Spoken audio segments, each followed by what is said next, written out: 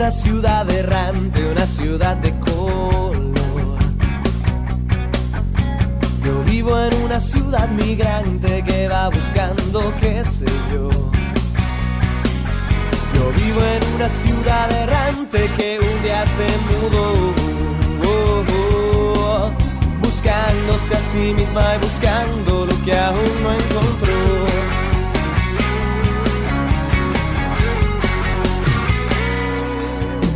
Es una ciudad adolescente, una ciudad camaleón. Hoy le canto a sus callejones secretos y amores que no conoció.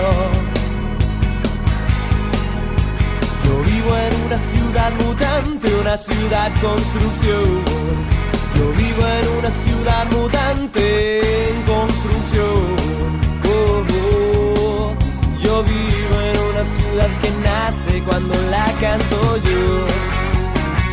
Esa ciudad camaleón, esa ciudad construcción, errante, migrante.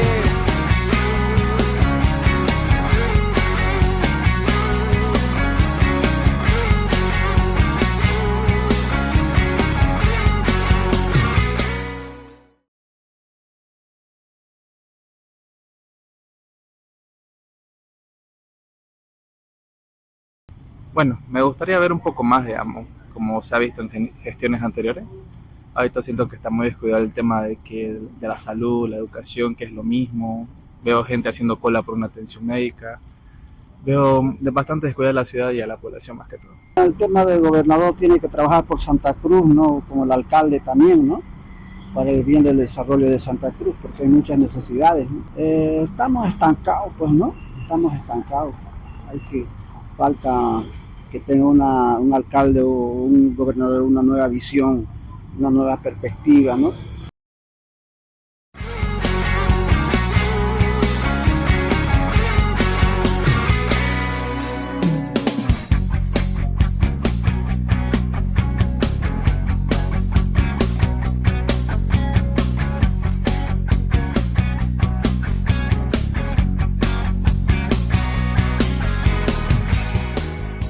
¿Cómo estás, Fede? ¿Bien? Ya comenzó nuestra entrevista. ¿Ya comenzó? Ya. Estamos bien, don Carlito, estamos bien. Siempre intentando estar bien. Sí. Oye, ¿cuántos años hacen del gato negro? En realidad, ¿del gato negro, del libro o del gato negro? Del gato negro vos. El gato negro, yo cuando era niño, era asmático. Entonces, en algún momento me prohibieron, tenía prohibido reír, jugar, porque terminaba la enfermería Mayra con nebulización. Ajá. Entonces, me volví como más alejadito del resto, digamos. Ya. Entonces yo alucinaba que como el gato negro siempre estaba como escondido, mirando Claro, de lejos, sí. yo me creía el gato negro. Y yo alucinaba de que el gato negro comenzó el rumor de que daba mala suerte para mantener a la gente como Claro, más alejada. sí. Entonces ahí comenzó mi locura con el gato. Ya. ¿Y cuando pudiste hacer un personaje, un alter ego? Un alter lego, porque porque yo lo usaba para, no es que sea otra persona, soy yo escondido de alguna forma que me ayuda a liberarme un poco, porque siempre he tenido el tema de lidiar con la timidez de alguna manera. La gente me ve hablando con todo el mundo y peleando, pero uno tiene su timidez también. Tiene, claro. ¿Y qué tan lejos está el gato negro de Federico Morón, el de ahora, candidato? Además, candidato sin expectativas. Sin expectativas. Y siendo candidato sin expectativas, te voy a contar. A ver. Un candidato sin expectativas tiene toda la posibilidad del mundo de decir la verdad más absoluta, porque no tiene necesidad de mentir. Yo creo que ese es mi fuerte. Justamente, usted le da el clavo, porque solamente soy y puedo ser lo que soy nomás. Y claro, ese es el honestote, frontal, directo, sí, de que no tiene, como usted, pelos en la lengua. Sí. Entonces, ese es el tiro. Estamos pasando por una de tus preocupaciones. Estamos pasando... BRT. BRT o BTR, cualquiera de los dos sirve.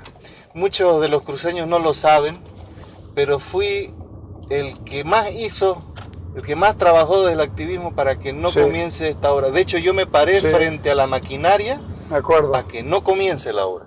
¿Por qué? No porque estaba en contra del BTR, sino porque se estaban haciendo las cosas al revés. El cómo se hacía. El cómo se hacía. Claro. Porque el JICA decía de que era la última Comenzaba en el cuarto anillo. Comenzaba eje norte-sur. Norte-sur y después este-oeste. Y después recién, a lo último, era el primer anillo. Entonces nos emponcharon el carrusel más grande del mundo porque servía para tiempos de campaña. Como yo decía, dándole un perro mordiéndose la cola, dando vueltas. Correcto. Y no servía para nada. Y encima de que no lo hicieron funcionar, Johnny Fernández terminó sacando los separadores, que era una inversión de plata muy fuerte. O sea, hay una malversación de fondos aquí. ¿Por qué? Porque nunca se le preguntó a las universidades, a la sociedad de ingenieros, al colegio, cómo podíamos hacer que funcione esta obra. Ese fue uno de los grandes problemas. Y pudo haber funcionado, ¿no? Pudo, se puede. De hecho, el camino es retomarlo. Y está todo, claro. Claro. Se tiene que retomar porque no se puede dejar esa cantidad de plata botada. Pero aparte de que fue una obra que era inconveniente para la ciudad, tiene un sobreprecio. Pero acordate la motivación política. Se puede hacer ahora, decía la sugerencia en el informe, se puede hacer ahora porque, y ahí en el primer anillo porque es elección y le claro, era lo único. Decía eso, claro, era un argumento. Sí. Los de JICA decían, o sea, no comiencen por ahí, básicamente porque... Pero el informe, ¿quién hizo el informe? ¿Te acordás? Yo no recuerdo quién hizo el informe, pero el informe decía muy claramente que era más o menos que lo único que le daba tiempo para hacer campaña, era el PRT del primer Yo me acuerdo año. cuando lo mostré y me dicen, ¿verdad? Tenés que probarlo. Pero si aquí está, pues. Ahí estaba el informe. Qué terrible que fue eso. Sí. Es que tenían todos los papeles, o sea, siempre tuvieron la forma correcta de hacerlo y siempre prefirieron la forma que se acercaba más al negociado, más a la campaña, más a hacer las cosas chuecas. Además, la falta de criterio para hacerlo en muchos de los lugares, mal planificado, mal hecho, las estaciones donde no debían, porque en los lugares muy angostos no puedes hacer estación. Correcto.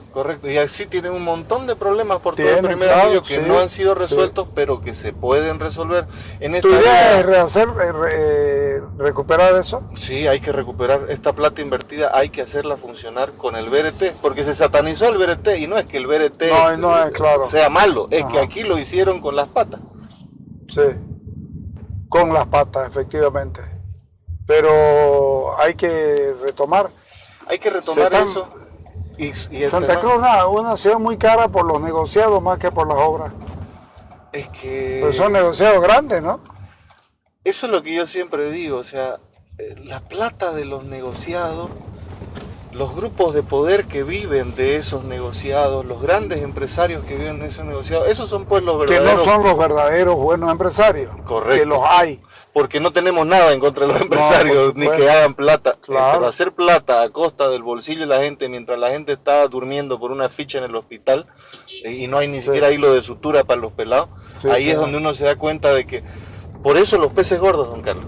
O sea, lo difícil que es como fiscalizador y como concejal ir tras de los peces gordos, y lo jodido que es que otros con los casos más pequeños logren la viralidad absoluta y distraigan la atención de la gente. Sí, señor. Ese tema es importante. ¿Es parte de una estrategia? Es que a veces los concejales... La distracción es parte de una estrategia. Pero acuérdense, los emperadores romanos hacían y deshacían y les hicieron el Coliseo romano para que la gente esté pan y circo para el pueblo. Entonces... Puede ser. No hemos cambiado mucho, muy originales no somos. No. Los vivos vienen de hace rato y saben cómo hacer las cosas. Sí, yo me acuerdo tu éxito en la feria. ¿Te acordás con tu librito y tu disfraz? Que te permitía que la gente no sepa quién eras vos hasta que te sacaba la capucha. Mucha gente me conocía solamente encapuchado, de hecho.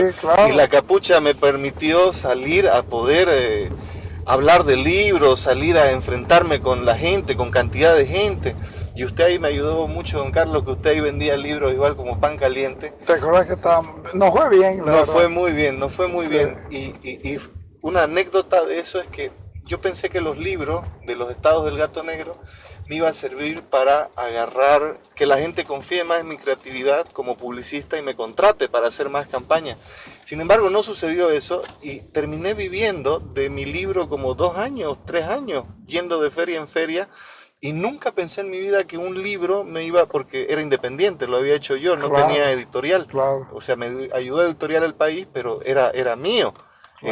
Entonces el libro me terminó permitiendo vivir un par de años y eso fue un agradecimiento gigantesco que le tengo al Gato Negro. Qué terrible, ¿no? Qué terrible que uno lo hace para que lo conozcan en otra etapa. No, él es escritor. Correcto, tal cual. Tal cual. Pero el estar enmascarado siempre me permitía una tranquilidad. Sí, porque tus entrevistas eran completamente libres y sin embargo vos no eras así. Ahora ya sos, te afecta, digamos, un poquito, te crispa los nervios, muchas cosas, pero ya... Ya ha ayudado. A veces hasta me imagino, cuando me pongo muy nervioso, me imagino la máscara. Sirvió de forma terapéutica para mí. ¿En serio? Mirá vos. Me ayuda. ¿Y nunca más volviste a escribir? ¿O estás en la misma que yo? Escribimos todos los días y no sabemos si lo vamos a publicar o no. Yo escribo, pero tuve un problema con eso justamente. Después de cuando iba a sacar justamente mi tercer libro, me animé a una cosa muy loca que tenía que ver justamente con la ciudad, que fue traer a los de Calle 13. Traje a los de Calle 13 y una de las consignas de haber traído a Calle 13, no solamente porque nunca tuve desesperación por la plata ni hacer mucha plata de ese show, digamos, de ese negocio, pero sí buscaba en Calle 13, porque ellos eran como muy activistas, ellos participaban en arte, en cultura. Yo logré de que ellos se comprometan justamente en ese tiempo a ayudar a la Revolución Jigote. O sea, venían, hacían el show. Pero contarnos de Jigote, pues. Claro, venían ellos a hacer el show y ellos iban a arborizar con nosotros, ellos iban a hacer cosas que nunca hicieron. Lamentablemente se portaron muy mal cuando llegaron. Muy mal, fue una gran decepción de hecho. Mira cómo van a durar los canales si se llenan de plantas y se llenan de maleza. Pero lo peor es que todos los canales están así y no es que no haya la plata, o sea, la plata está en el presupuesto para hacer. Pero acordate que el negociado que denunciamos, cuando lo dejaban sin pagarles, no le daban un peso, no le daban nada y se les vencía el tiempo y no podían más, abandonaban la obra y ellos metían a uno de la cuarto intermedio, ¿te acuerdas? Correcto, del cuarto intermedio. Claro, de ese caso gigante de la logia. Porque yo digo, a mí me dicen, pero lo ganaste el pleito. No lo gané. Lo perdimos porque todo siguió igual. Lo demostramos todo, pero no ganamos nada. Y eso, ¿cómo lidiamos con eso, don Carlos? Para mí no es frustrante, te cuento. Yo todavía lidio con la frustración que implica tener toda la documentación. Yo no, porque ¿sabes qué? Es lindo decir, te lo dije, ahí está. Es lindo decir eso. Tienes que considerarlo así. Lo probamos, lo dijimos. Ya si la gente no quiso hacer nada es porque le gusta que le metan los dedos a la boca. En ese paso me frustra un poco porque tenemos todo como sociedad civil para no solamente tener la fuerza como para reclamar, hacer la presión y que las cosas se hagan, porque la justicia solo funciona cuando hay presión. Pero además hay una historia cruceña que nos demuestra que no siempre fuimos así. Sí, pues, si ese es el tema, no éramos así. No éramos así. Sí. De hecho, ahora que mencionó la Revolución Jigote fue eso, fue la posibilidad de... Y tuvo su tiempo, ¿no? Tuvo su tiempo. Esto que no hacía la alcaldía de hacer formación ciudadana, hacerlo desde la sociedad civil, como reemplazar la tarea del gobierno municipal para hacerlo desde los ciudadanos, ya que no hacían lo que estaban llamados a hacer. Es que salieron unos loquitos bonitos, ¿no? ¿Con la elección, con la revolución Gigote? Sí, de ahí salieron una cantidad de activistas, una cantidad de loquitos que se metieron en el tema ciudadano, como me pasó a mí con don Fernando Prado, con el Seguro, yo ayudando a trabajar ahí, se me metió esto de qué importancia la educación, el arma de construcción masiva más poderosa. Todo es con la educación. Todo es con la educación. Uno cree que no. No hay dónde pelarle. Claro. Y la participación. Claro. Y la participación. O sea, cada uno saber de que uno tiene su rango de acción y que uno tiene que hacer su parte. O sea, está bien. Hay una frase que decía John Kennedy, que decía, no te preguntes qué hace tu país por vos, pregúntate qué haces vos por tu país. ¿Qué estás haciendo por tu país? Claro, ¿cómo te movés? ¿Qué haces? Y además no es cuánto hiciste una vez. Es permanente. Es la permanencia, claro. Porque si uno no es parte de la solución, sigue siendo parte del problema. Sí. Tan linda esta zona, hombre, lo que ha podido ser, ¿no? Es pues linda, y los árboles están juntándose así como caprichosos de no querer desaparecer, ¿no? Ay, los pobres arbolitos aferrándose siempre. Mira, otro cortado ahí. Otro cortado. Y ese es un tema. No existe, en la ley de arbolado urbano no está hecha la reglamentación.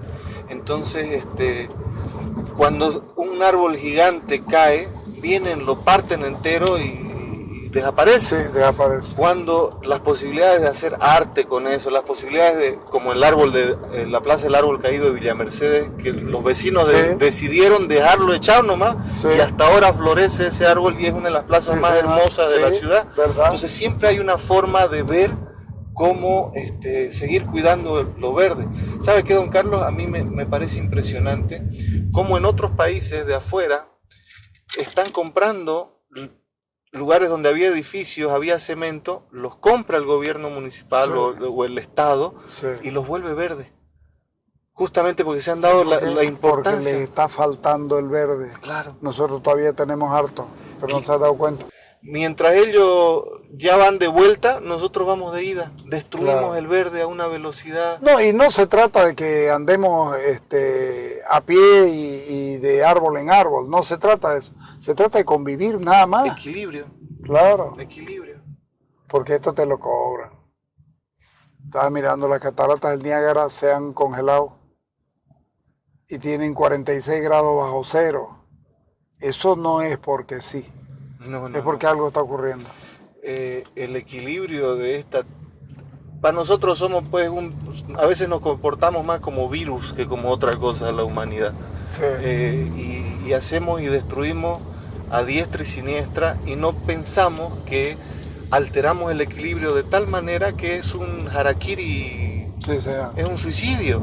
Es un suicidio lo que hacemos. Yo le propuse... ¿El cordón? Sí, el cordón ecológico. Que estamos de ida justamente a una zona del cordón, que es una zona además vulnerable del cordón, de las que el ingeniero Chiquitín Castro y el CEARPI dice de que es una de las zonas probables donde entre el agua por la cantidad de irregularidades que han hecho ahí. Sí. Qué dañino, qué dañino. Bueno, esa la perdimos olímpica, sí.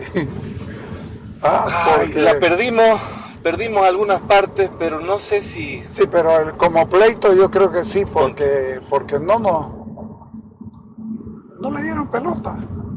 Mierda. Pero, ¿qué estás hablando, Carlos? No es así. ¿Cómo no va a ser aquí? Aquí está el mapa de los dueños, está el documento sepia, porque es el famoso. Ese es un tema. Qué importante que es el sepia, ¿no? ¿De aquí para dónde? Aquí a la izquierda. Ya. Y estamos en una especie del quinto anillo del canal Isuto, que no existe. Recto te vas a ir un poquito. Ahora a la derecha nos vamos a entrar un poquito al cordón. Miren toda esta basura aquí. Pillé los videos de la misma empresa recolectora de basura, viene y los tira aquí, haciendo un microbasural en el mismo cordón ecológico. La misma empresa, están los videos. Ahí está, la gente mire. Mira el perro ahí encima de todo. A ver si no es para molestarse, para que te dé rabia. Pues. Ahora, miren a la izquierda. A la izquierda. Allá, entre medio de la basura está una caseta que servía para los guardaparques. Aquí deberían haber guardaparques que eran los guardianes del cordón ecológico que cuando sucedía algo ellos eran los primeros. Andate un poquito más allá y te das la vuelta porque con la lluvia puede haber complicado esto. Sí. Aquí ve el paso de una acequia. Sí. Y está claro que ya no hay, fíjate. La ida aquí a la izquierda y la avenida por allá. Y este camino no es legal. Fuerte. No son legales. No debería Dale ser legal. fuertecito para que no te plantees. Eso es. Muy bien. Y ahora busquemos dónde dar vuelta. Aquí para dar vuelta a la derecha. Si llevamos media cuadra más media allá, cuadra más, andate. podemos llegar a un lugar que quiero mostrarle. Aquí, don Carlos, estamos ya dentro del cordón ecológico. Esta tiene protección nacional, departamental, municipal, y sabe que aquí hay como más de 60 mutualistas. Me refiero al tamaño. No solamente al tamaño, a personas que nunca fueron dueños. Aquí, por ejemplo. Personas que nunca fueron dueños de nada en el cordón ecológico, pero han superpuesto sus documentos de Terevinto, del Palmar, del Oratorio acá, y se han adueñado de lo que no les corresponde. En el Uruguay uno igual, ¿no? Sí. En el Uruguay uno igual. ¿De cuál? ¿Del lado de...? No, el lado de acá. Ah, del lado de acá, claro. En el cuarto anillo. En el cuarto anillo. Hay pavimento a 50 35 pero además metros. Lo he demostrado con la superposición de la tierra de Buenavista, la traen allá y ¡pac! La pone aquí. Ajá, y de pronto son dueños del cordón. Claro, son dueños. Y los que no son dueños y se han hecho dueños con este tipo de matufia, son los primeros en deforestar. Por eso quería llegar 2 cuadras más allá. Sí. Se está deforestando. Que me apena que se plante por la tierra muy blandinga. No, está bien. Cuidemos. No, pero si hubiéramos entrado 2 cuadritas más allá, están construyendo, don Carlos. Hay unas áreas deforestadas y la gente no sabe que el cordón ecológico es una obra de ingeniería civil que está hecha para defender a la ciudad. 2 diques de contención, todos estos árboles son soldados para protegernos del turbión. Ya 6 veces nos ha protegido el cordón ecológico de que vuelva a entrar como en el 83. Y el 83 no hace mucho tiempo. Yo nací esa semana, le cuento. ¿Ah, sí? Yo nací llegué la semana. ¿Vos fuiste el Jetta? Yo fui el Jetta. Qué pena, ¿no? Pero no se entiende esto. ¿Y te costó el Consejo Municipal? ¿Te costó trabajar en la lógica de otros? Porque vos tenés tu lógica de trabajo. Sí, la verdad que fue camino cuesta arriba. Ha sido muy duro estos 5 años, porque yo en mi lógica de trabajo creo que fiscalizar, que es el mandato que te da el pueblo, es para hacerlo en serio. O sea, es para defender la ciudad de verdad. Y defender la ciudad de verdad implica estos peces gordos, implica estos grandes negociados. Y me costó 11 procesos, don Carlos. 11 procesos. Me costó estar 6 meses de arresto domiciliario, saliendo 1 hora por semana, que me querían enviar a Palmasola. Me inventaron un caso, un proceso. Consiguieron 2 barras bravas de Oriente, y esos 2 barras bravas se fueron a la policía con su carnet a firmar una declaración hecha por la policía, y les pagaron de 1.000 bolivianos a cada uno. Eso fue lo que me costó mis 6 meses de arresto. Dentro de la familia Fernández.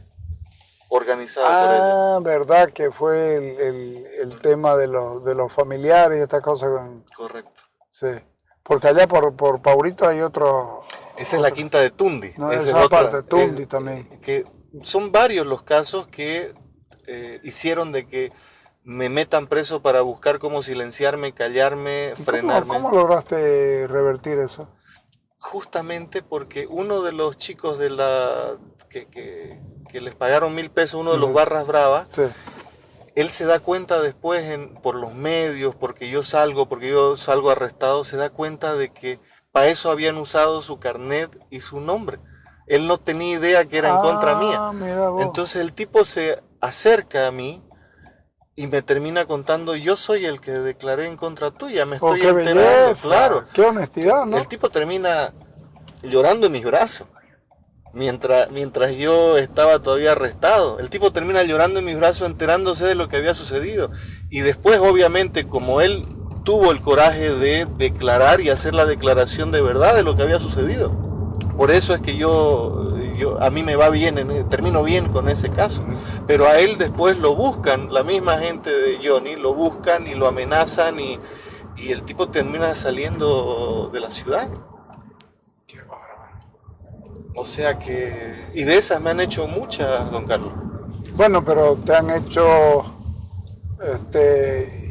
¿En los gobiernos anteriores también te han hecho? Sí, en los gobiernos anteriores había un departamento dentro de la gestión de Angélica Sosa, el CETAF se llamaba, que nosotros le decíamos los monos alados. Claro. Que justamente se dedicaban a ahí cosas... me han hecho a mí también. Pero si eran nosotros, éramos nosotros los que ellos gastaban más energía en seguir más plata. Sí. Sí, ellos nos han hecho 8:30. A mí me hicieron campañas de difamación tremendas, don Carlos. Tremendas. Un día iba yo y me di cuenta que me estaba siguiendo uno. Entonces me acuerdo perfectamente, me entro a Audiovisión y le digo, me están siguiendo. Y me mira Carlitos. Y me dice, no Carlitos mi hijo, sino Carlitos el de Audiovisión. Me dice, ¿y qué va a hacer? Mira lo que va a hacerle. Cuando yo estaba saliendo, el tipo se pone a mirar y yo le digo, vamos, que me perdés y para joder con vos. O sea, si no la tomabas en chiste, se te ponía muy dramático. Es que es dramático, por eso había que verlo de otra manera. Claro. A mí me pasó, igual yo me hacían seguimiento, los saludaba, o sea...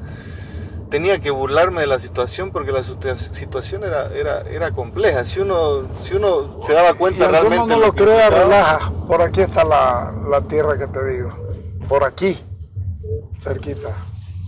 Sí, hay varias. No, las de allá, viejo. Lo que mostraste vos, los pavimentos. El pavimento a 25 metros. Estamos locos, claro. ¿Y cómo entraron a pavimentar? Nadie los vio. Pero, sí, eso es lo peor. Pero además... Entre comillas, no, nadie los vio. Pero lo más grave, don Carlos, es que han hecho movimiento de tal manera que zonas del cordón ecológico ahora son urbanizaciones. Claro que son. Son urbanizaciones. Sí. Han hecho movimientos extraños con movimiento de polígonos, Por eso es que no han actualizado el plot desde el año 2005 hasta ahora, porque eso es lo que permite hacer todo ese tipo de movimientos. Ahí están los negocios. Ahora, ¿sabes qué? Ellos se pusieron la soga al cuello igual, porque es imposible pasar directamente hacia allá. Ahora ya pagan peaje con los que viven en el cordón en materia ilegal, digamos, y tan ilegales como ellos, pero aparte de eso, violentos, ¿no? Violentos, claro, hay mucho microtráfico. Porque aquí desapareció una chica, Federico. Es normal. Pero desapareció la chica, la trajo el tipo del centro, se lo vio entrar acá, y esta barbaridad de aquí. Esto de acá... ¿Qué necesidad, decime, qué necesidad de hacer? Es que además es absurdo. De hacerle una plaza al verde, no me jodas. Si no hubiera verde, pero al verde hacerle una plaza de 2000 metros lineales, 40 metros de ancho, que no te lleva a ningún lado, para que la gente camine y que... Pero además la incongruencia, un financiamiento del Banco Mundial para hacer esto, cuando más allácito no han hecho ni la auditoría para saber quiénes son dueños y quiénes no. Allá adentro están botando la basura de la misma ciudad adentro, entonces sí, claro. Es como una carátula mal hecha, sí. Una carátula innecesaria de algo que no le prestas atención en el cuaderno entero. Sí, señor. Esto está muy complicado, Federico. Tiene que haber un gobierno nuevo y tiene que haber muchas ganas de hacer cosas. Y no tenés que estar amarrado a nadie. ¿O no? Esa es la condición sine qua non, ¿no? Ese es el tema, pues. Muchos de los que hacen campañas y las campañas más grandes con más show, eso viene de inversión de alguien. Alguien está metiendo plata, invirtiendo mucho y Y se recupera esa plata, ¿cómo se la recupera? Justamente con los beneficios de estar cerca del candidato de turno. Entonces, no hacer esos compromisos es muy importante para que después no te aprieten de ningún lado. Cuando yo fui candidato, mi cuota era $1,000 cada persona. Y un amigo de buena fe, porque yo lo conozco, me dijo, yo te voy a dar 5,000. Le dije, no. Me dijo, ¿por qué? Porque por ahí me pedí un favor y es difícil devolver 4,000. Se atacó de risa. Al final me convenció, me dio 5,000. Pero habían otros que recibían 200,000. Exacto. Claro. ¿Y ahora cuánto sería eso? Si no es... Y ahora yo estoy seguro que hay campañas de $2 millones. Pero además hay empresarios que le ponen a uno, al otro y al Por otro supuesto, y juegan. tienen que jugar con sus posibilidades, ¿no? Correcto. Ese pequeño análisis que estamos haciendo es el que la gente tiene que comprender. Yo igual fui a buscar donde algunos amigos la posibilidad de ayuda, apoyo, y solamente me acerqué a un par con esta frase así. Sé que si vos pones algo para apoyar, es porque no me vas a pedir nada a cambio. Uh-huh. La misma. Así que voy buscando a ver si se animan uno de ellos. ¿Pero vos querías ser candidato? ¿Y no pillabas o cómo sale? Yo me entero de que yo iba a ser primer concejal junto con Gary. Esa era la idea, porque yo venía de trabajar 5 años con Gary en la bancada de Comunidad Autonómica en equipo. Ah, claro, ¿verdad? Ajá. Pues funcionó, ¿no? Funcionó. Yo creo que le devolvimos de alguna manera la honorabilidad al Consejo Municipal. Funcionó, sí. Los que nos quedamos hicimos la resistencia importantísima dentro del Consejo. Y ahora tiene ahí gente interesante, Marcelo Vidaurre está ahí de nuevo. Marcelo Vidaurre, todo. Pero yo me enteré que yo no estaba en las listas el mismo día de la inscripción, cuando era un hecho en teoría. Me lo comunicó Gary el mismo día, faltando horas para la... Ah, él te lo comunicó. Sí, fue frontal, la claro. decencia. No, decencia, y además somos amigos. Eso claro, no lo... Pero la decencia equipo. de decirlo, porque Claro. Eso ya lo tranquiliza a uno. Sí. Y de hecho fue la charla. Le dije, me parece que es mal momento, o sea, a tan pocas horas, me parece que es un error, que estás equivocado, pero te entiendo, porque él es el que estaba armando el proyecto político, él es el que estaba buscando el financiamiento, y finalmente es una decisión política partidaria, entonces... Claro. Y claro, me ofreció otras cosas para ir a hacer la vocería, o si ganara una secretaría, o si no... Vos no sos funcionario público, no te veo. Entonces yo le dije, si soy prescindible ahora, o sea, ¿qué me asegura que voy a ser imprescindible después? Entonces ahí fue que se separaron los caminos, ¿no? Uh-huh. Y aparecieron en buenos términos, la verdad que en buenos términos. Sí. No estar de acuerdo con su decisión no hace que lo odie ni mucho menos, Claro. solamente no estoy de acuerdo. Pero sí, somos amigos. Y ahí aparecieron ya las demás propuestas de todos los candidatos o muchos candidatos que querían... Qué lindo, ¿no? Que al final de cuentas es un reconocimiento de sus iguales de uno. Sí, Nada más que son tus iguales. correcto. Ajá. Esta es mi zona. Yo nací por esta zona, aquí por el Claro, barrio La por Madre. supuesto. El Cuarto Anillo y Roque Coronado era un bosque impresionante. Lo compraron 3 personas y fueron cada uno sacándole a su modo. Lo talaron en un carnaval Sí. entero. Saltaban los monos, había una cantidad de fauna aquí. Me acuerdo. Una cantidad de fauna. Hicieron la legalidad más grande. Se tumbaron un bosque urbano importantísimo para dejarlo... Pero durante 3, 4 años estuvo este asunto, yo me acuerdo perfectamente. Sí. Y ahora se quedó así. De hecho, solamente podían talar el 20%, porque al lado está el colegio francés. Y el colegio francés respetó la norma. Solamente usan un 20%. Lo demás son árboles. Además, el negocio que hayan puesto aquí entre tantos árboles hubiera sido una belleza. Claro, o sea, es falta de visión realmente. Y no solamente falta de visión, sino de que... De interés, yo diría. ¿Verdad? Claro. No es tuyo, y si va a ser tuyo lo necesitas pelado. Ahí se puede hacer más cosas. Claro, todo el mundo que compra un lote con mucho monte lo tumba, porque lo necesita pelado, no lo necesita de otra forma. Y además te hace hasta planes de arborización, ¿no? ¿Ah? Ay, sí, don Carlos. Echa la ley, echa la trampa. Pero ¿quién cree en los planes de arborización de los privados? Yo no conozco uno y tengo muy buenos amigos privados y que tienen todo el derecho de ganar, pero yo no conozco uno que haya sembrado un palo después de haber comprado algo. No, porque eso amerita de que haya una contraparte dentro del gobierno municipal que esté pendiente, que genere los informes, pero no... Es que más fácil es comprarlo el que genera los informes. Claro, es más barato. Es más barato. Es más barato. Claro.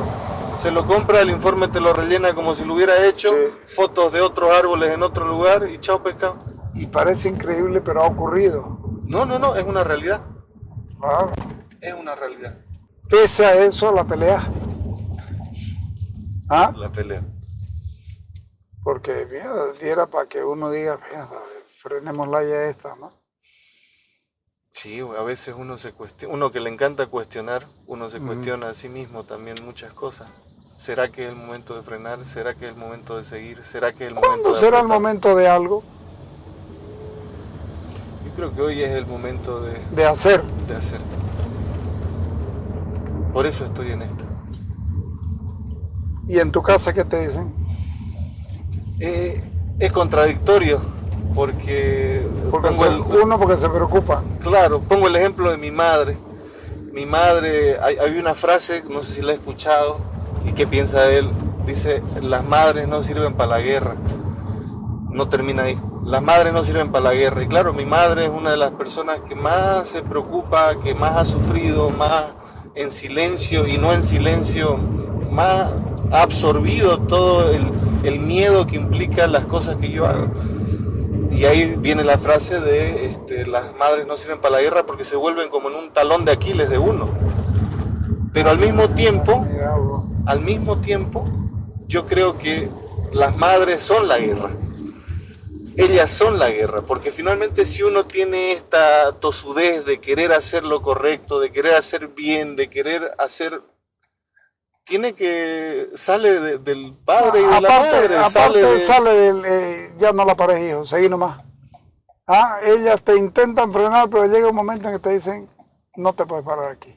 Claro, y eso fue lo que terminó sucediendo. En el momento en que ya te rompes, ¡pac!, sale ella.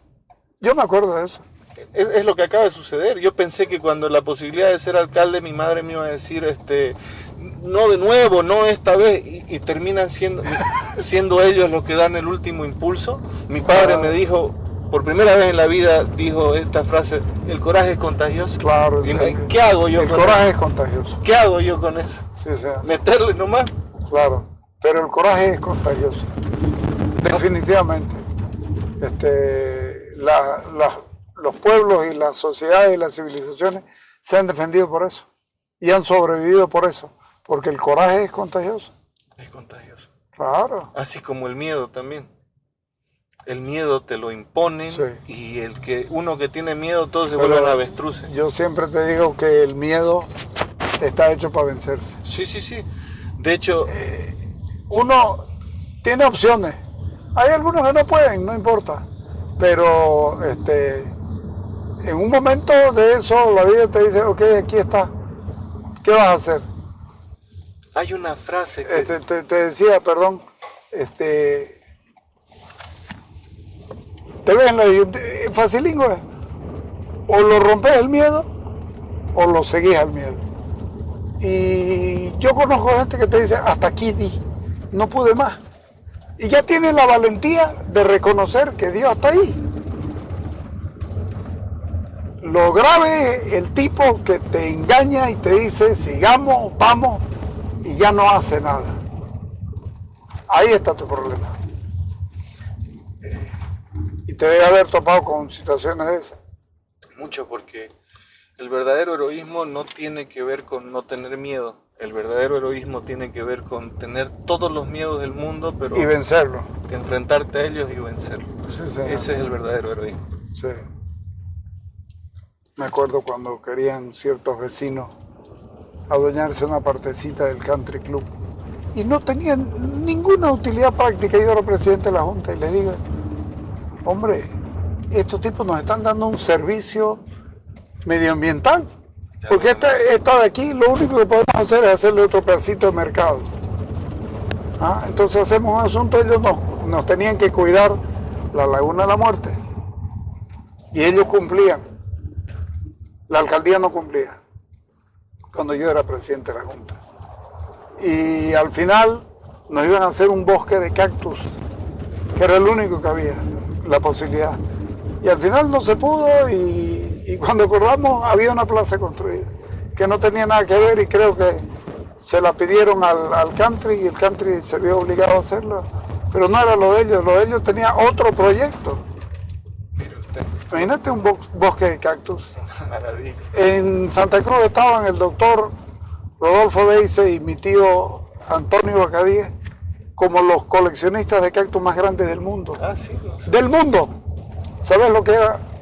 Traerlo, lo de ellos, y ponerlo aquí. ¿Y dónde estaban? No, pues, aquí en los Juces, aquí cerquinga de aquí.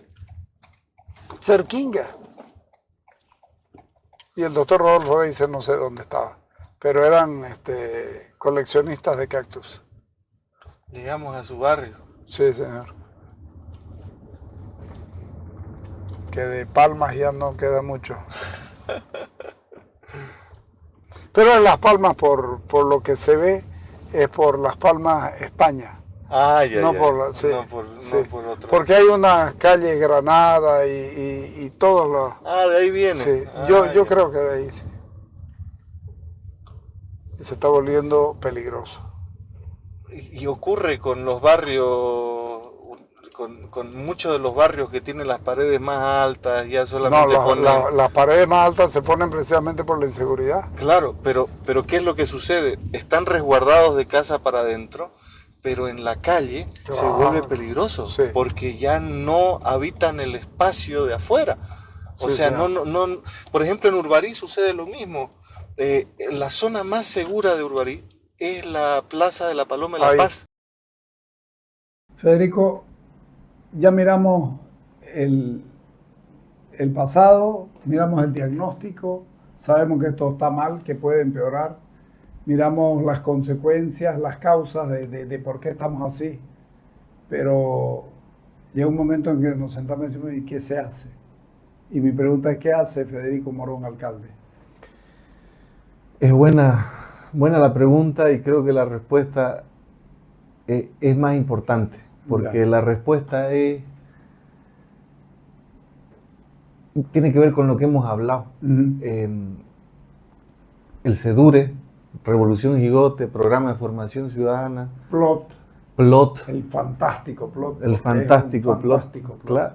Todo eso sale de la sociedad civil y a cargo de don Fernando Prado. Cuando se dio la posibilidad de que yo sea candidato a alcalde, yo no era amigo de Samuel Doria Medina, que estoy dentro de Unidad Nacional. El único punto, o uno de los primeros puntos de coincidencia fue que ambos éramos fanáticos de don Fernando Prado. Y don Fernando Prado, usted sabe, ha hecho los foros urbanos, los viene haciendo hace una cantidad de tiempo. Y resultado... En Caínco nos reuníamos a hacer... Sí, a hacer los- usted ha sido parte de los, Claro, de los foros, de los así foros. como urbanistas, arquitectos, Claro. ingenieros, Susana, Claro. Seleme, Sí. grandes, Ronnie Vaca Pereira, Sí, o sea, sí. grandes pensadores y hacedores además de esta ciudad. y de gente con imaginación. Todos ellos han sido parte El de... profesor Lora Gumiel era muy El profe. aportante, claro, Claro, profesor. el claro. profe. Sí. Muchos. Yo que los veía de palco cuando veía lo que hacía el CEDURE. De esos foros urbanos salen los planes estratégicos del CEDURE, justamente. Estos planes, la clase política nunca les ha tirado bola. De hecho, hasta Johnny Fernández le hizo el show de que iba a hacer algo de los planes estratégicos del CEDURE, que los iba a poner en su gestión, y no hizo nada. Entonces, lo más importante es de que de los planes estratégicos del CEDURE sale el plan de gobierno, para mí, Pero espérate un ratingo. Antes de que exista el SEDURE, estaba el Comité de Obras Públicas, que hizo un grandísimo trabajo en los años 50 y 60. Porque no, Santa Cruz no aparece... En el 96 que comienza ese SEDURE, claro. Comienza antes y con unos planes, pero brutales, ¿no? Pero es que tiene que ver con eso. La época dorada de Santa Cruz, que tiene que ver con el Comité de Obras Públicas, tiene que ver con un pequeño detalle. Las decisiones eran pues técnicas. Las decisiones eran de grandes ingenieros, de grandes... Y no se metía nadie. Y la clase política hacía caso a lo que decían los técnicos. En materia de administración de ciudad, sí. Ajá, entonces es eso lo que busco.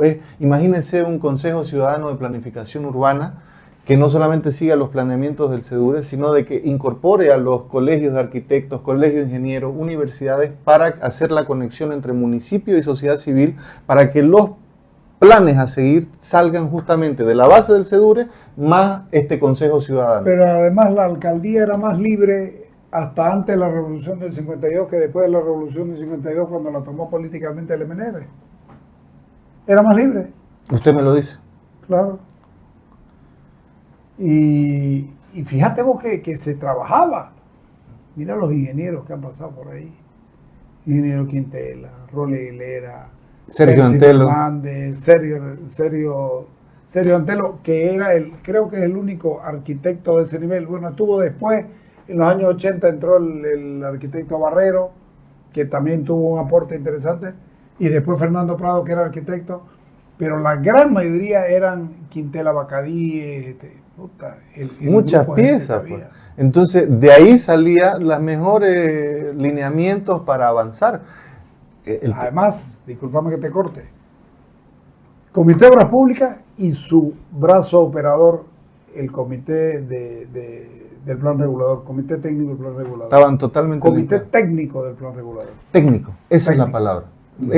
Por eso es que se volvió los años dorados de el trabajo en Santa Cruz y el crecimiento en Santa Cruz a partir de un plan que le correspondía a los que le entendían al tema. Sí. Ahora, las clases políticas han abandonado esto y se han puesto al obrismo, improvisar y hacer obrismo por obrismo, que tiene que ver que estar encadenado a ciertos empresarios, a ciertas constructoras, claro, a ciertos termina beneficiando en lo personal a muchos, ¿no? Sí, mucho. Y se vuelve una clase de gente que siempre está empernada al poder de turno, ¿no? Entre o no entre el gobierno, ya es lo de menos. Ya es lo de menos, porque igual le apuestan a 2 o a 3 candidatos al mismo tiempo y siempre hay que estar cerca a quien maneja la ciudad. Uno de los temas que no miramos y que es fundamental para cualquier tipo de análisis es el tema del vertedero. Primero el Normandía y ahora el que está. San Miguel de los Bunos es el de ahora y es impresionante, don Carlos, debería tener unos 10 años más de uso ese vertedero, 10 a 15. Está colapsado. Sí. Está colapsado. Está realmente colapsado. Encima hay lagunas de oxidación. En ese no estoy seguro si tiene que tener para hacer manejo de los lixiviados. Porque, o sea, tiene claro, por supuesto que tiene. Acordate cómo era las lagunas de oxidación de Zaguapac. Una laguna, la segunda, y en la tercera habían pescadito y esa claro, es la que ya sobrevivían. En la cuarta y en la quinta recién se botaba el agua al río. Claro, era agua transparente. Era todo un proceso, todo un proceso que terminaba con mejorando, digamos, el agua paulatinamente a medida que pasaba. Pero nuestro problema, yo miro con mucha pena y me decís si estoy en lo cierto o no. Nosotros tenemos entre la orilla del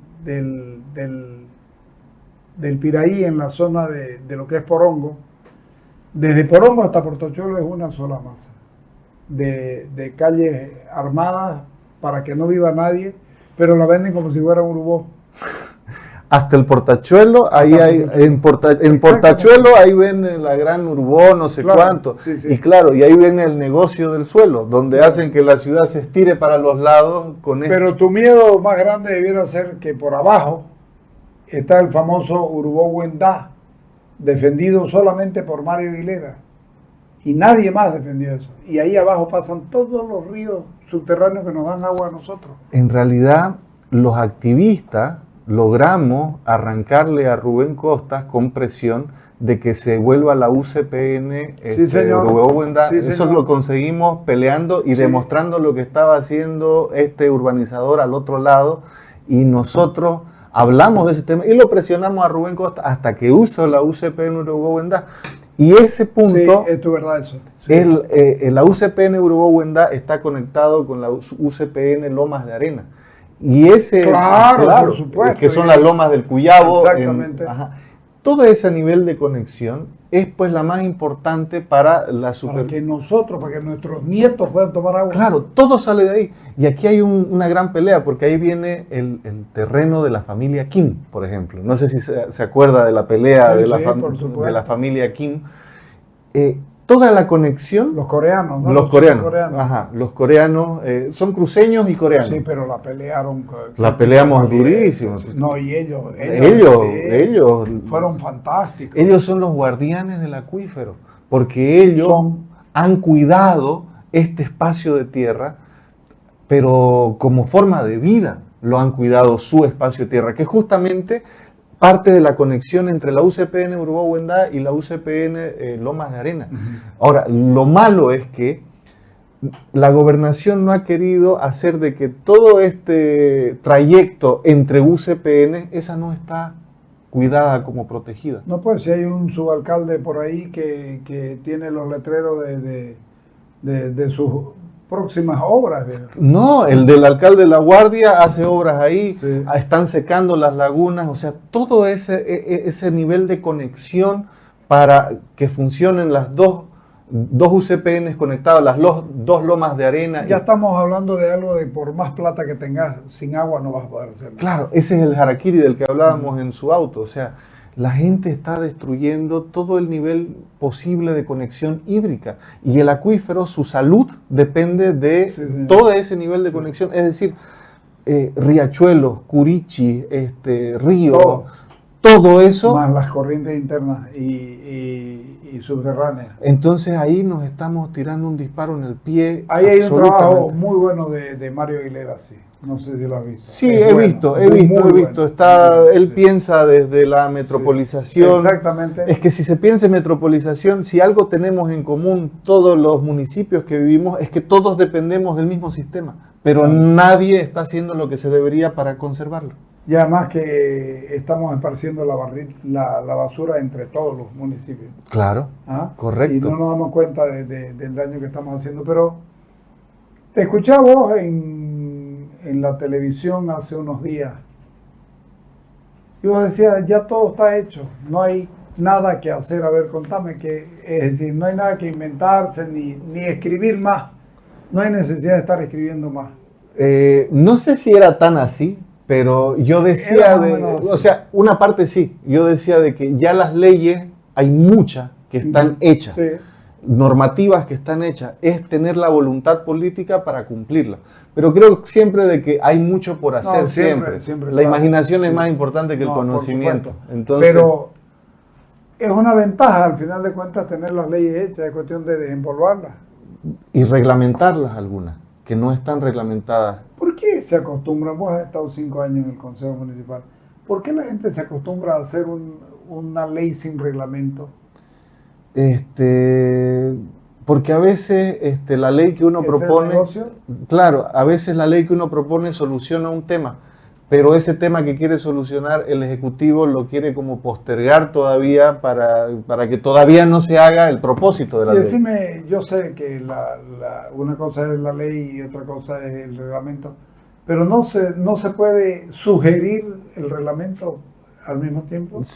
Es tarea del Ejecutivo, pero desde el Legislativo se han hecho como propuestas de reglamentación. Claro que sí. Pero otra cosa es pues la voluntad política para hacerlo.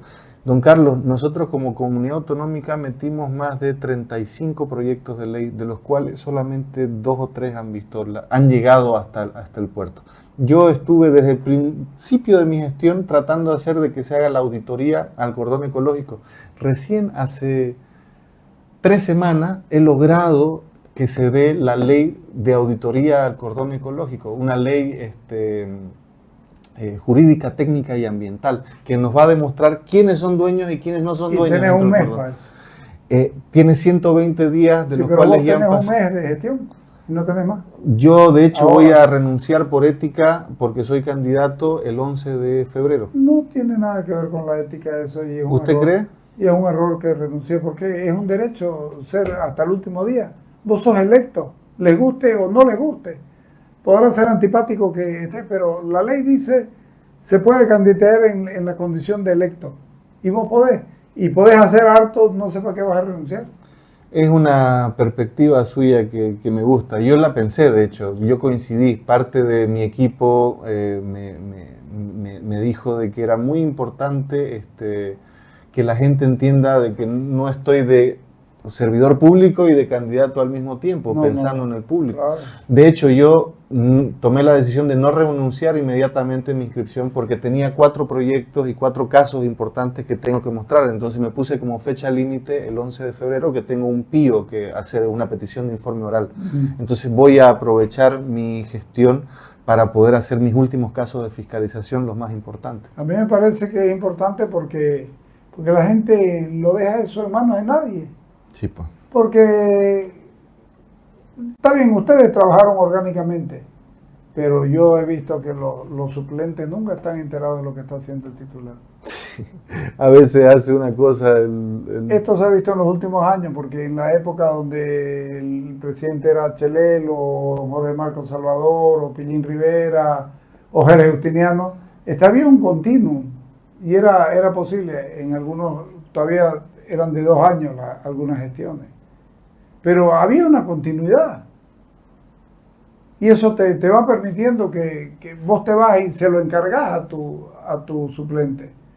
Y él debería continuar el mismo camino, Claro, pero ahí es donde a veces, de hecho es preocupante porque ya anteriores gestiones nos ha demostrado de que en las últimas semanas de la gestión es donde intentan el último saqueo, el último gran saqueo. ¿Sabes cómo le llaman a eso en México? ¿Cómo? El año del Hidalgo, por el último año, no es que no hay reelección. Ajá. Chinga su madre el que deje algo. De hecho, horrible, ¿no? Las leyes del polígono 4, del cordón ecológico, por el que perdimos parte del cordón y se les dio a ciertas personas, y la ley de protección del cordón de Angélica Sosa la saca una semana antes de salir, donde protegía una parte pero cedía otra mucha. Claro. Entonces, ¿Y la madre en qué quedó? ¿el Curichi? El Curichi y todo lo que había. Entonces es que el Curichi cruzaba, ¿no? Cruzaba por debajo de... No, pues lo han tajeado enterito. Por supuesto. Enterito. Y fue justamente, nadie puede creerlo, pero en el Curichi la madre comparte al lado con un condominio de lujo que en su momento eso era parte del Curichi. Pues lo hemos peleado fuerte. Claro, se peleó hartísimo, pero terminó como sabemos. Ahora, si ya hay leyes y hay un plan, hay que dar un salto de calidad también, porque Santa Cruz está muy atrasado. No en infraestructura, los edificios no, pero Santa Cruz está atrasado. Está corriendo tras las cosas. Oscarín Barberí tiene una frase muy buena que vale desde ahora y es de los años 90. Él decía, la ciudad se dibuja a ella misma. Y no puede ser. No puede ser. La ciudad tiene que ser dibujada por especialistas.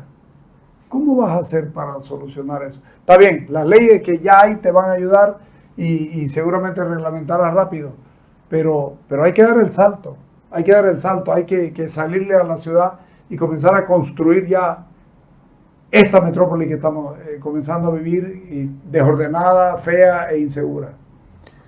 Hay que dar el salto, y parte del salto es, ya tenemos las leyes, darle las normas, hay que hacerlas cumplir con voluntad política, pero esa voluntad política también para hacerla junto a parte de la sociedad civil, junto a un gabinete de secretarios que le tienen que entender y que es devolverle la posibilidad técnica para hacerlo.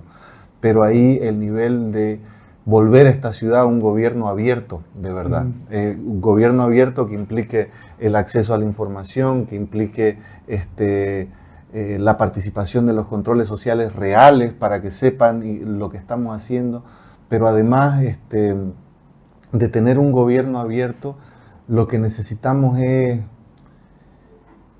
que... Perdón, a veces me corto. No, Lo que necesitamos Lo que necesitamos es generar una reingeniería, de todos los procesos que tienen que ver con hacer que la corrupción funcione dentro del gobierno municipal. Sí, pero eso es seguir mirando para atrás. Eso tenés que hacerlo, y yo conociéndote a vos, se me antoja que te puedo decir, ya, eso no me preocupa, porque eso viene por caída libre. Claro. Eso va a ocurrir. Me preocupa que no sepamos y no planteemos qué es lo que queremos hacer con la ciudad. ¿Qué tipo de progreso queremos darle? A mí me gustaría un progreso tremendamente humano. Medioambientalmente, medioambientalmente sostenible. Pero sin pararte en las cosas que tenés que hacer. Nosotros, ¿qué hacemos por la seguridad de la gente? En términos de seguridad ciudadana, muchos creen que poner cámaras es solucionar el tema. Es que la gente cree que esa es su única salida. Claro. Y por ejemplo, nunca las ha revisado sus cámaras, no saben cómo revisar. No. Por eso hay muchas cosas que tienen que ver con nuestras ventanas al futuro. Por ejemplo, Antanas Mockus, el alcalde de Bogotá, tenía toda tenía toda una cantidad de zonas rojas, y la forma de que él vio como solución fue la iluminación, por ejemplo. Ahí iba mi pregunta por lo que me dice un amigo hoy, cuando me dice, lo vas a entrevistar a Federico, sí, preguntarle si la iluminación juega o no juega un rol importante. Sí, absolutamente. Es difícil esconderse en la luz, ¿no? Claro, un espacio iluminado atrae ciudadanos. Un espacio iluminado hace que el espacio se ocupe.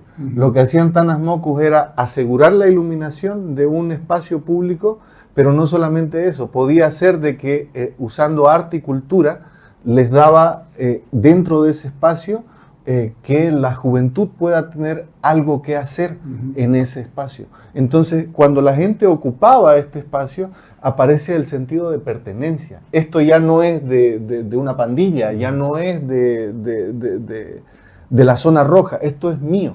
Lo que necesita el cruceño es entender de que la forma de lidiar con seguridad ciudadana en esa manera tiene que ver con organización y participación. Nosotros trabajamos mucho desde cuando hicimos la Revolución Jigote, desde vecinos que se organizaban para tener seguridad ciudadana y tener un nivel de conexión, por ejemplo, con el gobierno municipal. Había proyectos desde alarma, pero los que más funcionaban eran los vecinos que se organizaban con Pito, don Carlos. Y era un vecino que tenía un problema, Pito, salía con Pitos todo el barrio, y era la forma de cuidarse a sí mismo cuando sabemos que la policía no está en función de cuidarnos. Curiosamente, ese era uno de mis proyectos cuando yo fui candidato a concejal, no alcalde. Mire usted, claro. Y muchas de las soluciones no tienen que ver con... El 98. ¿Y ahora será que funciona? Funciona igual. Pero por y la supuesto. Guardia Municipal de Seguridad Ciudadana tiene que trabajar también.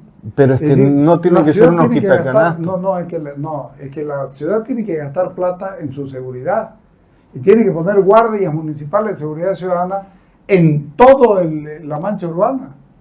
Tiene que tirarse un 3%, 5% de su presupuesto anual en seguridad para la gente, precisamente para hacer lo que vos estás diciendo. Para que el ciudadano se realice en el lugar donde está viviendo. Y sí, por supuesto. Yo tengo mucha cercanía con la Guardia y he trabajado como concejal fiscalizando sus condiciones de vida y cómo se usa el gobierno municipal a la Guardia Municipal. Claro. Y es un despropósito, y es en términos de derechos humanos, en tema de laboral, el trato que tienen la Guardia Municipal es terrible. Por eso es que lo hemos visto semanas haciendo huelgas de hambre solamente para que le den las condiciones básicas para poder vivir y trabajar.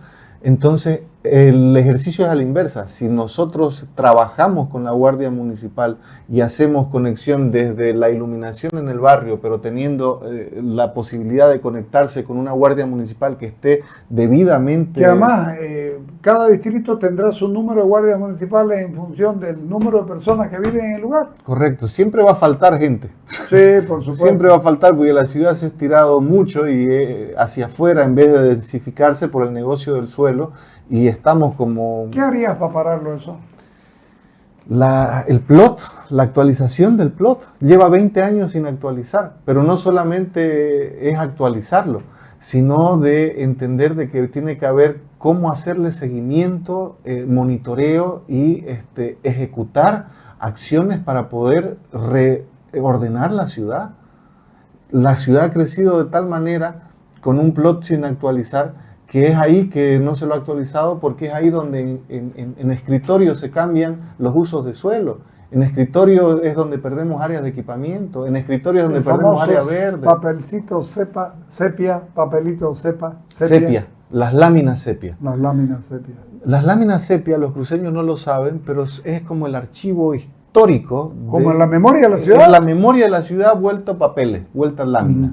Y lo que ha sucedido es que hay un oscurantismo sobre el manejo de estas láminas, porque es ahí donde aparecen los borrones, es ahí donde aparecen los nuevos nombres, como en el caso del mutualista. ¿Por qué? Porque hay gente dentro del gobierno municipal que entra a digitalizar. Las láminas sepia fueron digitalizadas en el 2018, pero el 2023 la vuelven a redigitalizar. ¿Por qué, don Carlos? Para cambiarlas. Exacto. Ahí es donde aparece el caso mutualista. Ahí es donde aparece el caso El caso mutualista son varias cuadras más allá, que es el lugar correcto donde debía estar y lo trajeron, lo pusieron acá. Claro, es el mismo negocio de superponer algo que estaba aquí, se lo superpone aquí, porque ahí hay 4 patas de esa mesa de la corrupción que nos hace daño, más allá de no actualizar el plot. Gobierno municipal, derechos reales, la justicia, y derechos reales, la justicia, gobierno municipal y el empresario que tiene contactos en el gobierno municipal, en la justicia. Entonces hay gente que ha sacado amparo y ha ganado predios en el cordón ecológico sin nunca antes haber sido dueño, por ejemplo. Porque el héroe es el que le gana un juicio cuando la municipalidad les gana un juicio a ellos. Ellos normalmente le ganan porque ellos tienen todos los mecanismos para hacerlo. Porque además el gobierno municipal va a los procesos a perder. Es parte del negocio. Por eso te digo, el héroe es el municipio cuando gana. Ahora decime una cosa.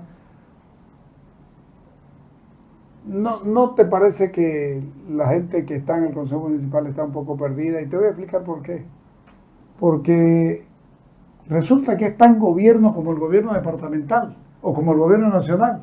Pero pareciera que solamente puede hacer leyes referidas a mercado, a calle y a lote. Y resulta que puede hacerte lo que le dé la gana, es un gobierno. ¿Qué posibilidades hay de hacer que gobierne, pero en serio, en todo el ancho y largo que hay de las actividades humanas? Voluntad política. Voluntad política de un ejecutivo que pueda reconocer más allá si sos de oposición o si sos de oficialismo. Pero el trabajo en el legislativo. Claro, pero finalmente el ejecutivo es el que termina o frenándote una promulgación o no queriendo que logres una promulgación. Y hay cosas como en nuestro caso que solamente en el legislativo la podés promulgar. Pero dentro del legislativo, habiendo un rodillo como hubo estos 5 años de la UCS y del MAS, todos los pasos en comisiones, todos los pasos que uno tiene que hacer para llegar a hacer este tipo de proyectos que realmente, de proyectos de ley que se transformen en ley, que aporten, son cercenados desde la fuerza del Ejecutivo en el Legislativo. Entonces no dejan de... una oposición tiene que ser una proposición, no solamente una oposición. Claro. Y ahí es donde esos rodillos nos cercenaban las posibilidades de avanzar. Nosotros, insisto, teníamos 35 leyes que hemos querido meter que van en sintonía, muchas de ellas de lo que dice, o sea, tener carta abierta para proponer otras cosas, la industrialización de la basura.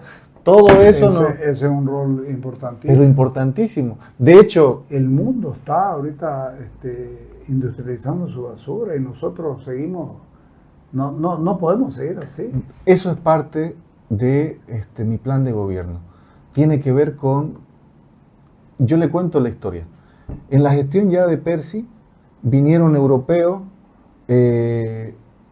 españoles, que podían dar 200 millones de euros para hacer 2 plantas de recicladoras de basura. O sea, tenemos buena basura. Claro, sirve la basura. Ellos se están ofreciendo 200 millones porque ya vinieron y hicieron un estudio. Pero claro, eso, lo único que pedían del gobierno municipal era un terreno para poner las 2 plantas que ellos invertían. Ellos no se encargaban de recolectar. Es decir, teníamos que tener una empresa recolectora, pero en vez de enterrarla en un relleno sanitario, se la llevaba toda a las 2 plantas de industrialización. Y después de 12 años, si no me equivoco, 13 años, nos las devolvían al gobierno municipal. Es decir, la basura es plata. Es pues plata. Y eso no se pudo, ya estaba todo para que comiencen los españoles. Pero al final no lo hicieron porque apareció una coima gigante y porque es más negocio el enterrado como lo tenemos ahora. Y en la gestión de Johnny pasó exactamente lo mismo. ¿Vos sabías que probablemente Santa Cruz sea el lugar más prolífico del dengue y esto, por nada más que por las llantas que hay? Tenemos tantos millones de llantas puestas ahí que están al aire libre y ahí se está enfermando toda la gente que es un está. tema de salud pública. Es un tema de salud pública y no importa. Y seguimos sin usar. Viejo, y no es nada de otro mundo. Por un lado lo meten la llanta y se va harineando ahí mismo, y por el otro lado salen los alambritos que también te sirven, y el caucho en su gran mayoría sirve para hacer mosaicos y para hacer todo. Piso. Pero lo más grave de lo que usted dice, que tiene toda la razón, es que la planta la maquinaria para hacer... La compró la señora Sosa. Ahora pregúnteme si funciona en Emacruz. Está ahí en Emacruz. Hay maquinaria para hacer ese tipo de reciclaje. No funciona. Lo que yo no entiendo es por qué no la llevaron al vertedero donde están las llantas. No, ellos quieren llevar las llantas allá para contaminar de dengue a los vecinos. Y nunca funcionó. De hecho, solamente cuando iba a una inspección, hacían lo que sea para que prenda, o sea, para mostrar de que está ahí, pero nunca la está aquí en Emacruz. Sí, está. Yo lo había perdido de vista. Sí, no ahí está. Ahí está. ¿Qué tanto costaría hacer lo que estás diciendo? De la planta... No, hacer lo que estás diciendo en materia de municipio. Que el municipio comience a ser un gobierno de verdad. ¿Qué tanto costaría? Mucho o poquito. Regular una gestión entera, 5 años o más.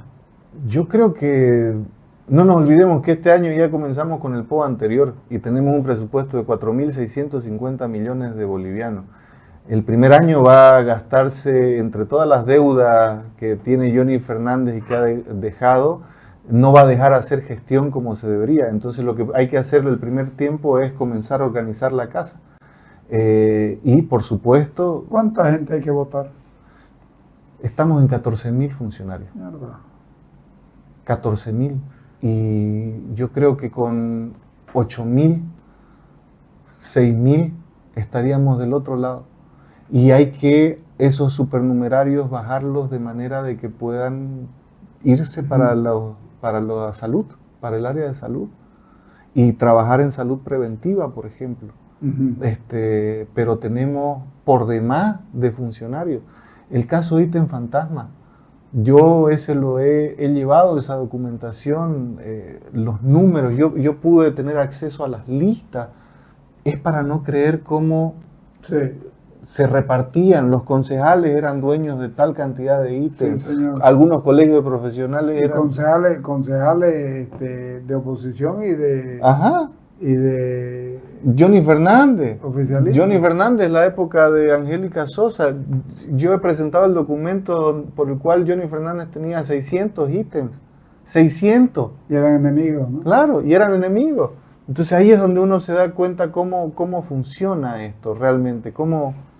Es correcto decir que en los últimos 15 años el gobierno municipal comenzó a caer en los últimos 15, ya los últimos ya fueron el acabose, pero esto no es de la noche a la mañana que ocurre. No, venimos desde las gestiones ya de Percy Fernández. Yo sé que la gente reconoce de que han habido más... No, sin duda ha tenido cosas buenas, pero en términos de corrupción, solamente la gestión de Johnny Fernández puede hacer que las anteriores parezcan dignas, pero en realidad el nivel de corrupción, el nivel de mal manejo de la cosa pública viene hace 15 años.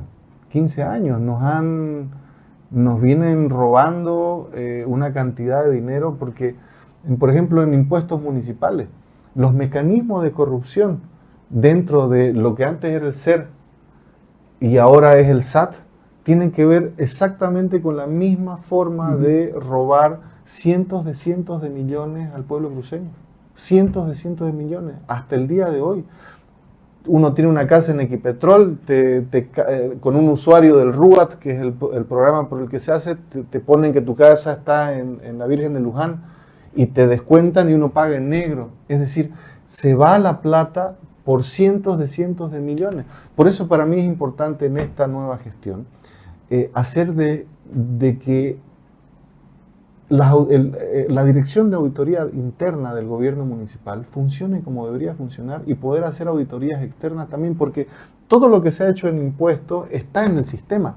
Todos los malos manejos están en el sistema. Sí, claro, van quedando. Va quedando. Entonces, ¿qué es lo que necesitamos hacer? Si el cruceño quiere saber cuánto nos han robado y buscar un departamento jurídico que de verdad busque la manera de recuperar ese dinero, tiene que ver con auditoría interna y la posibilidad de tener auditorías externas para saber cómo estos mecanismos de corrupción han permeado el bolsillo del pueblo cruceño.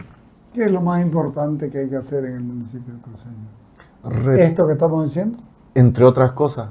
Porque transparencia, sí. Planificación, participación.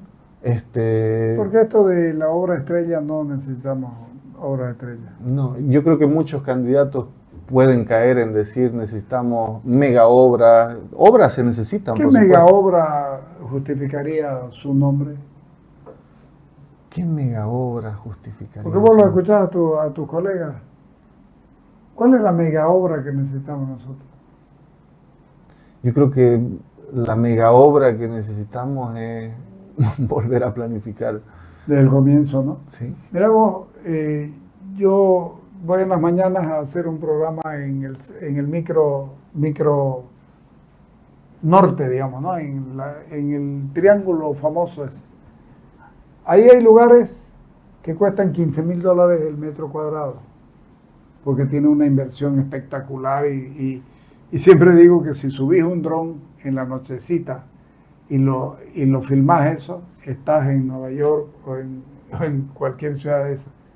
Y sin embargo, caminas por las calles y no te deja quieto el vehículo porque las calles son de 2 pesos. Y estás asentado sobre millones de dólares de gente, donde 100 millones y 150 millones de dólares, donde la gente lamentablemente paga sus impuestos caros y no tiene un solo servicio en la ciudad.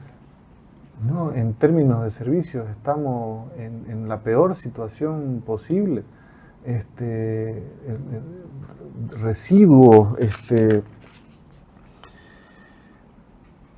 todos los servicios que la alcaldía tiene que facilitarle la vida al ciudadano. Ahí va. La alcaldía tiene que hacer de que el día a día del ciudadano pueda ser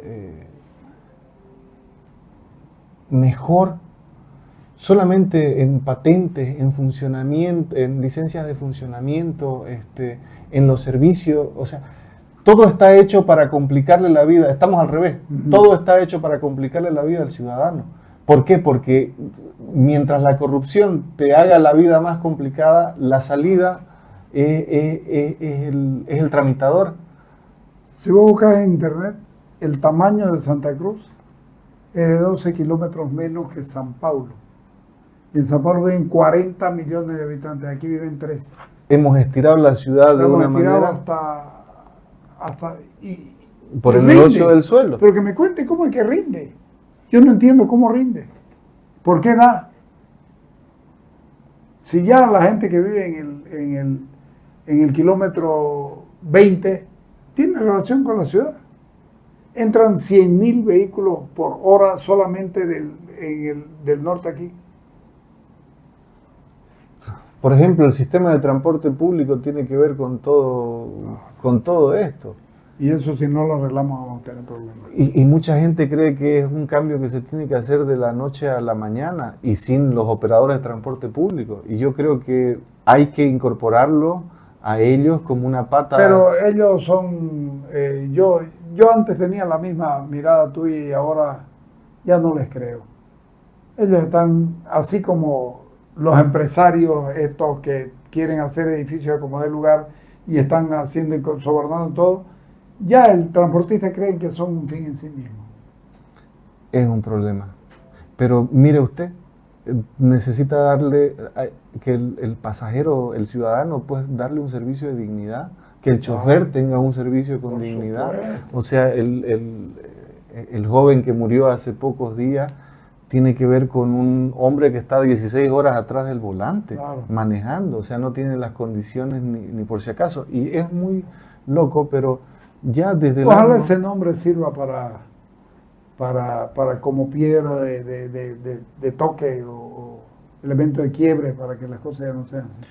O sea, lo que va a servir a medida de que se tiene que cambiar el sistema de transporte público, yo creo que ese nombre y ese suceso tiene que darnos algo importante, que es la importancia de la competencia municipal sobre ese problema, es decir, señalización en la ciudad, pero además, muy importante, formación ciudadana, pero es que, Federico, educación vial.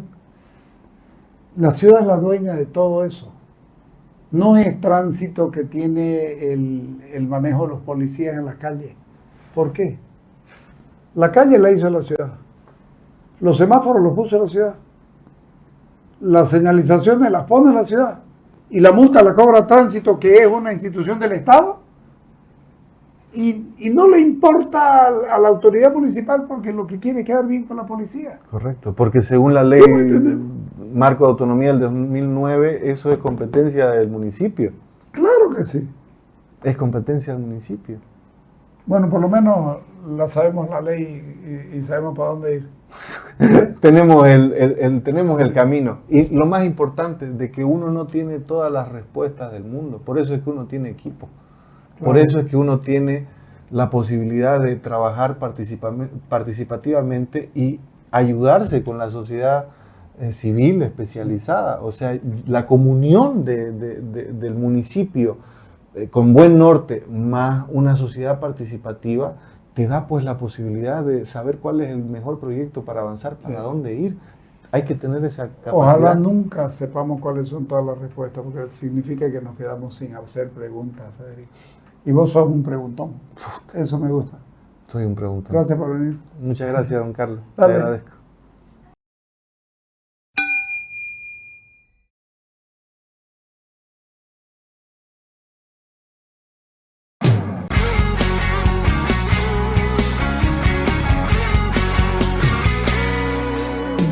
Yo vivo en una ciudad errante, una ciudad de color. Yo vivo en una ciudad migrante que va buscando qué sé yo.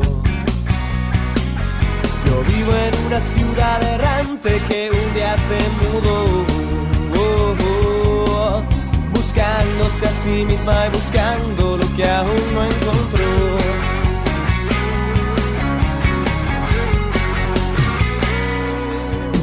Es una ciudad adolescente, una ciudad camaleón. Hoy le canto a sus callejones secretos y amores que no conoció. Yo vivo en una ciudad mutante, una ciudad construcción. Yo vivo en una ciudad mutante en construcción. Yo vivo en una ciudad que nace cuando la canto yo. Esa ciudad camaleón. Esa ciudad construcción, errante, migrante.